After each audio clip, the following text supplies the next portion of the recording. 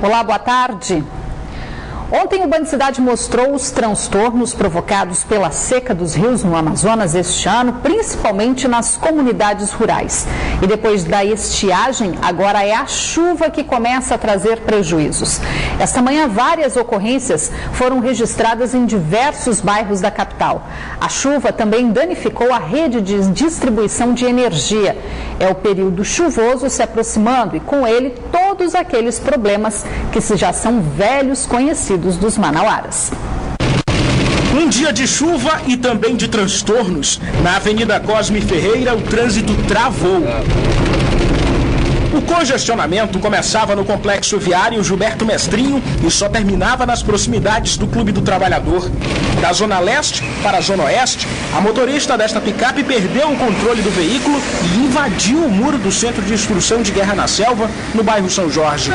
Aconteceu que o sentido oposto foi passando o veículo e jogou água no para-brisa da condutora. Então ela se espantou, perdeu a direção, bateu o meu fio e tombou sobre o muro do Exército. Para retirar o carro daqui, um guincho foi acionado. Agentes do Manaus Trans precisaram alterar o trânsito na Avenida São Jorge. O acidente foi por volta das 9 da manhã. A dona do carro não ficou ferida. Ela não quis gravar entrevista. Já na Zona Centro-Oeste, mais transtornos. Pelo WhatsApp do jornalismo da Band Amazonas, moradores do bairro da Redenção, na Rua Cruzeiro do Sul, enviaram este vídeo. Veja só o volume de água. Ainda é possível ver que moradores se arriscam pela correnteza que se formou com a água da chuva. Segundo o Instituto Nacional de Meteorologia, das 6 horas da manhã até às 11, choveu pouco mais de 27 milímetros na capital. A chuva que começou na madrugada de sexta-feira causou prejuízos também a moradores da Zona Leste de Manaus. Aqui no bairro Armando Mendes, quem vive às margens desse igarapé passou por um sufoco. A mangueira ali em cima desabou com a água da chuva. 3 casas foram atingidas. Em 2 das casas, galhos quebraram apenas os telhados, mas essa aqui foi perda total.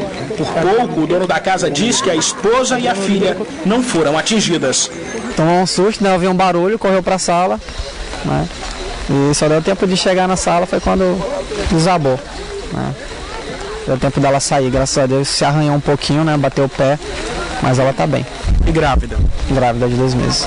O técnico da Defesa Civil do município foi até o local que é considerado área de risco.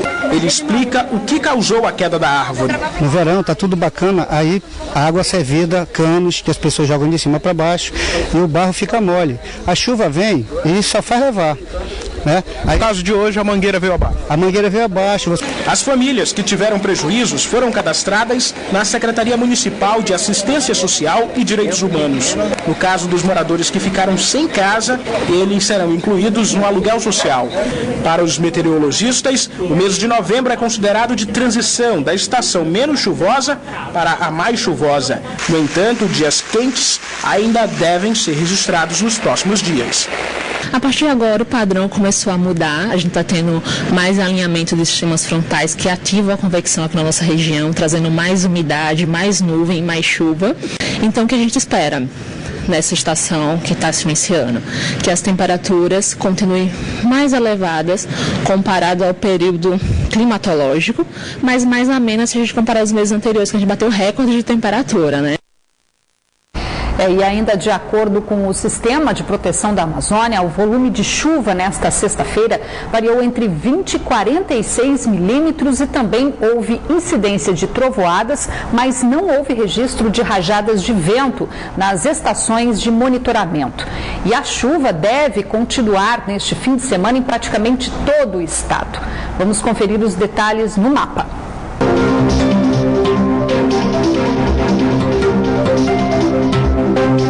Em Maués, a previsão é de tempo encoberto. As temperaturas variam entre 24 e 34 graus. Em Tocantins, a previsão também é de nebulosidade, com chance de chuva no decorrer do dia, mínima de 22 e máxima de 34 graus. Em Manaus, a previsão para o sábado é de tempo nublado, com possibilidade de chuva fraca. As temperaturas variam entre 24 e 33 graus. Nesta manhã, a polícia da capital apresentou 2 mulheres que foram presas acusadas de roubo e tráfico de drogas. Uma delas ficou conhecida em 2013 depois de postar fotos na internet de dentro da cadeia. Aline Fontoura Silva tem 25 anos e ficou conhecida em 2013, depois de postar fotos de dentro da cadeia pública Raimundo Vidal Pessoa, onde cumpria a pena por tráfico de drogas. Nas imagens, a loira do Facebook, como foi chamada, aparecia sozinha e ao lado de outras detentas. Na época, as fotos ganharam repercussão na internet. A Aline é famosa na cadeia, inclusive ela postou fotos, né, durante um tempo no Facebook, de dentro da cadeia, né, como quem zomba do sistema carcerário, mas uma vez ela é recolhida ao sistema penitenciário. Nesta quinta-feira, a mulher voltou a ser presa em cumprimento ao mandado de prisão por roubo expedido no mês de abril. Com ela, a polícia ainda encontrou 2 quilos de maconha e uma balança de precisão.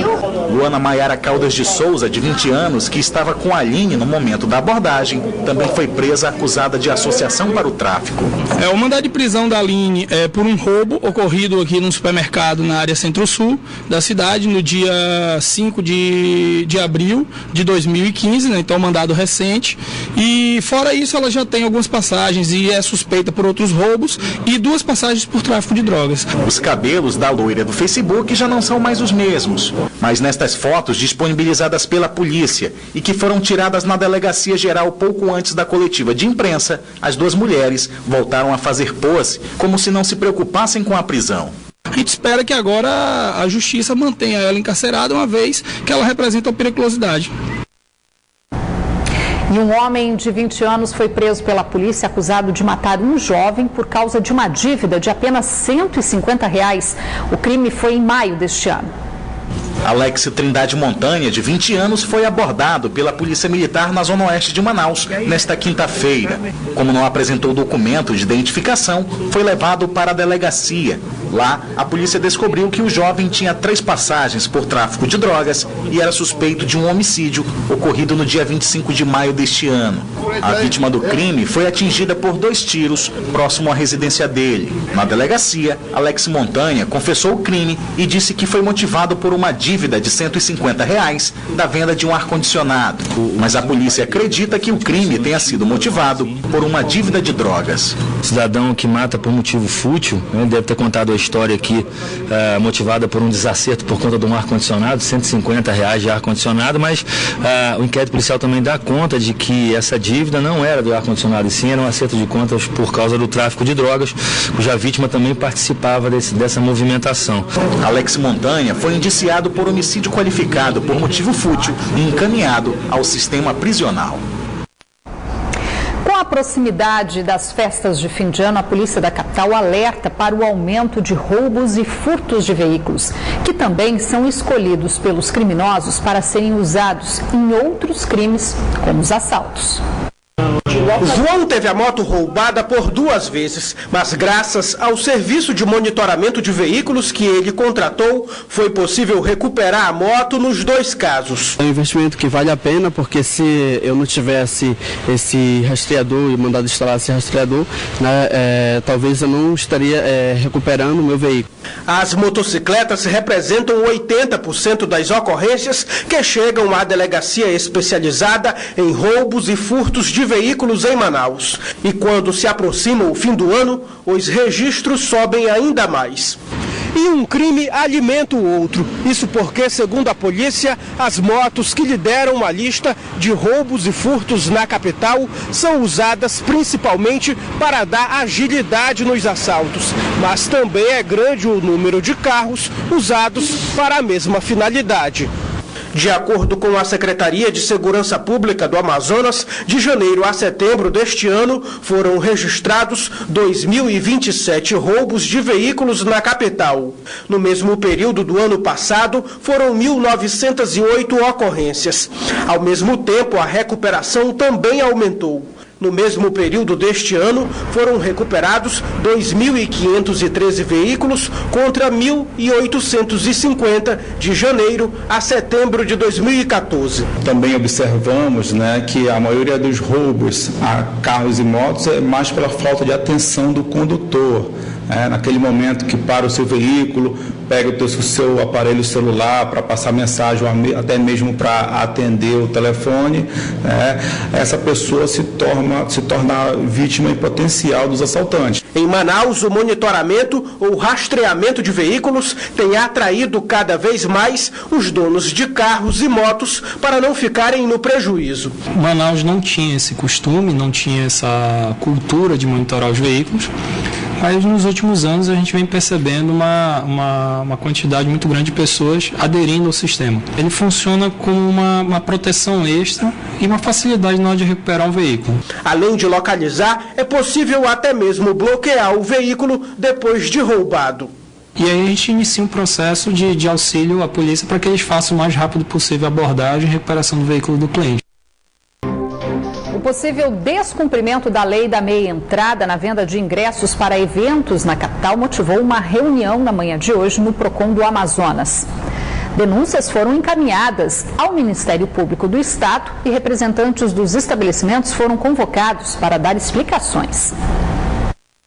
De acordo com o Programa Estadual de Proteção e Defesa do Consumidor, mais de 200 reclamações já foram registradas esse ano sobre o descumprimento da lei que trata da meia entrada para idosos, estudantes e pessoas com deficiência em shows e eventos culturais. Denúncias foram feitas ao Ministério Público Estadual e, atendendo a requisições do MPE, a diretoria do Procon no Estado realizou esta manhã uma reunião com representantes de casas de shows e empresas promotoras de eventos na capital para discutir o assunto e buscar soluções. E assim a gente fechar a questão do Estatuto do Idoso, a questão da legislação federal no que tange a meia entrada, ou seja, para estudante, para os deficientes, enfim. Se o estabelecimento se recusar a oferecer o desconto, é preciso guardar o comprovante do valor pago a mais para depois reclamar no Procon.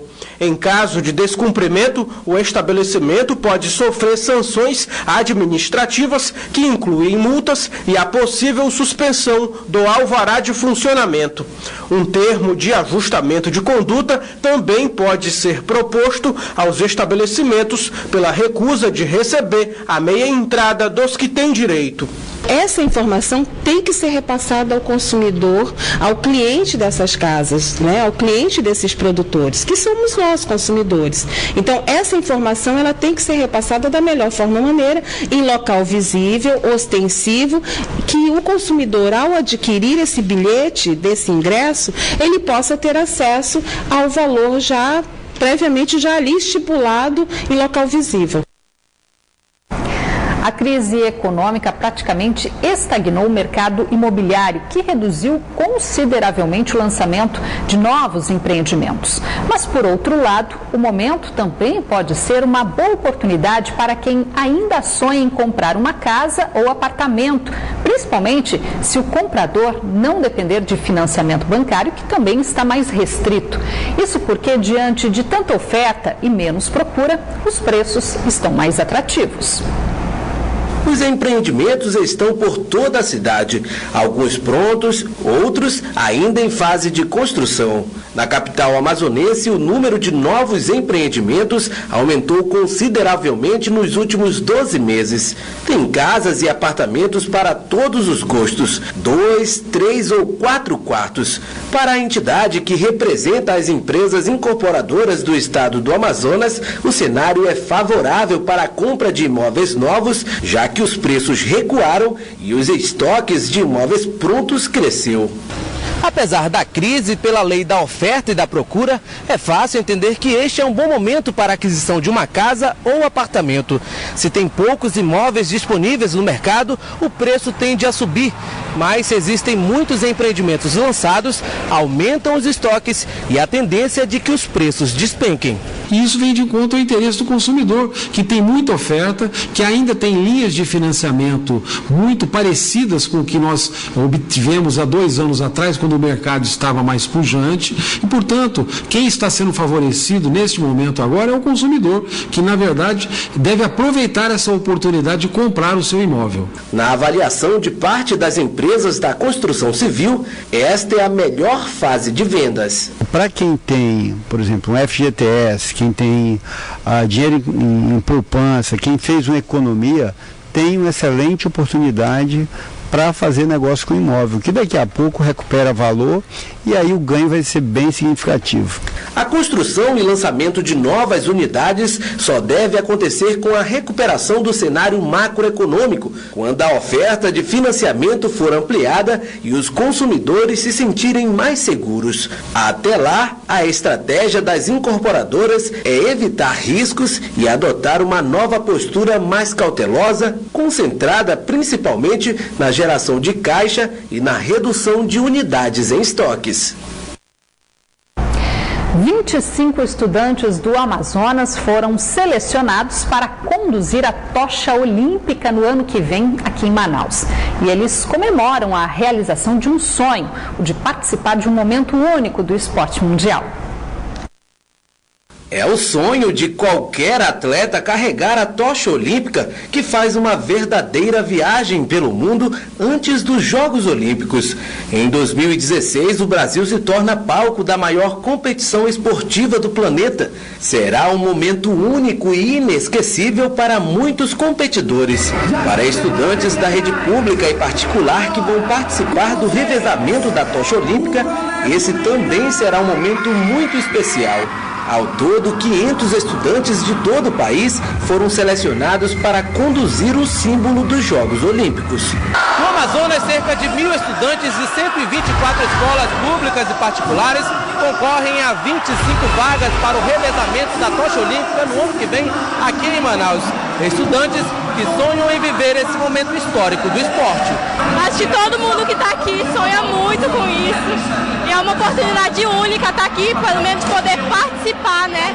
E a gente está muito feliz. Esperamos ganhar, porque queremos muito carregar a tocha, né? Nosso professor deu a coreografia, a gente aprendeu, suou muito, mas conseguimos. Os nomes dos estudantes amazoneses que vão conduzir a tocha olímpica foram anunciados com festa realizada no Centro de Convenções Vasco Vasques. São estudantes das 3 séries do ensino médio que no palco mostraram criatividade e muita disposição.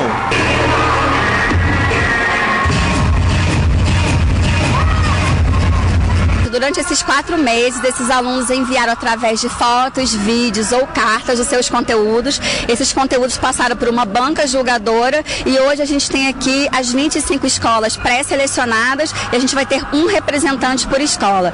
Como apenas um estudante por escola vai conduzir o símbolo dos Jogos Olímpicos ano que vem, os professores aproveitaram para tirar uma casquinha.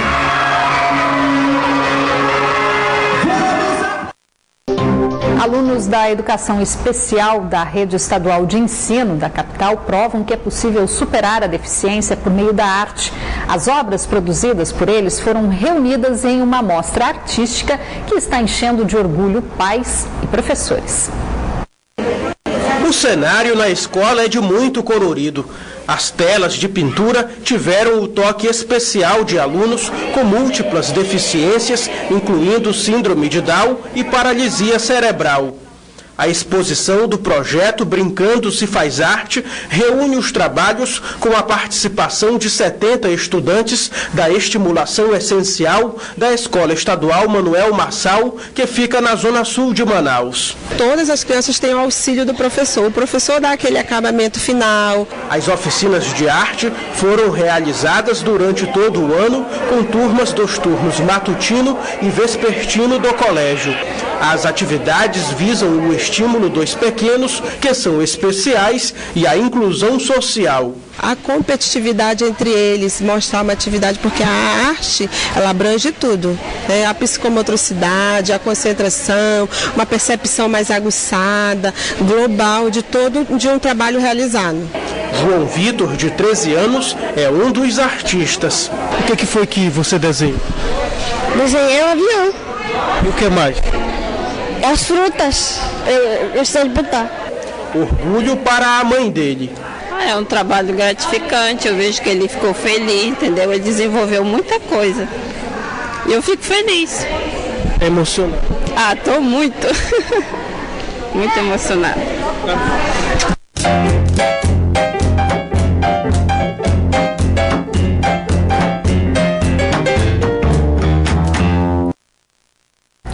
bacana. Agora vamos falar de esporte. Na última semana, a judoca Rita de Cássia elevou o patamar do Amazonas no judô. Isso porque a atleta foi a primeira do estado a conquistar uma medalha em campeonatos mundiais da modalidade.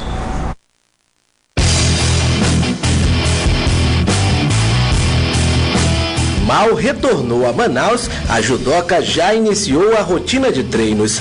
A empolgação de Rita de Cássia em cima do tatame tem explicação. No final do mês de outubro, a amazonense fez sua estreia no Mundial de Judô, competição que reúne os melhores judocas do planeta. E logo de cara, Ritinha faturou a medalha de bronze no torneio realizado em Abu Dhabi. E a trajetória da brasileira até o pódio foi uma verdadeira batalha. Para chegar ao bronze do Mundial, a judoca amazonense Rita de Cássia passou por cima de uma das favoritas ao título, a turca Melissa, mas caiu nas semifinais diante de uma das promessas do Mundial. Durante a luta decisiva, a amazonense foi melhor que a sul-coreana, mas pecou nos detalhes. Eu acabei sofrendo 2 punições no começo da luta, né? Porque ela não deixava eu chegar até ela ficava bloqueando minha pegada e ficava baixando minha cabeça, né? E quando uma competição desse nível, o detalhe é que predomina. Então, na verdade, ficou faltando só esse detalhezinho a mais para ela conseguir esse ouro. Mas o desempenho considerado positivo no Mundial de Judô proporciona novas metas para a amazonense, que agora treina pensando em competições do ano que vem. Vou continuar treinando, ainda tem vários objetivos. Ano que vem tudo de novo, novas metas, novo ranqueamento internacional, novo ranqueamento nacional.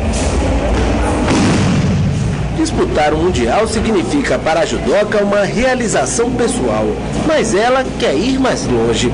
Pensando em competir nos Jogos Olímpicos de Tóquio em 2020, a amazonense está focada em uma das vagas na tão sonhada seleção brasileira sênior de judô. Sonha com Olimpíadas? Com certeza, é um sonho de todos os atletas, né? Eu sonhava com o Mundial, agora vou sonhar com as Olimpíadas. E com apenas 20 anos de idade, tempo é o que não falta para a judoca transformar os sonhos em realidade.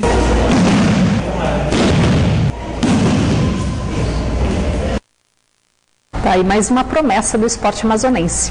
O Band Cidade fica por aqui, mas você pode acompanhar outras notícias e também a nossa programação pelas redes sociais, Facebook e Twitter /Band Amazonas.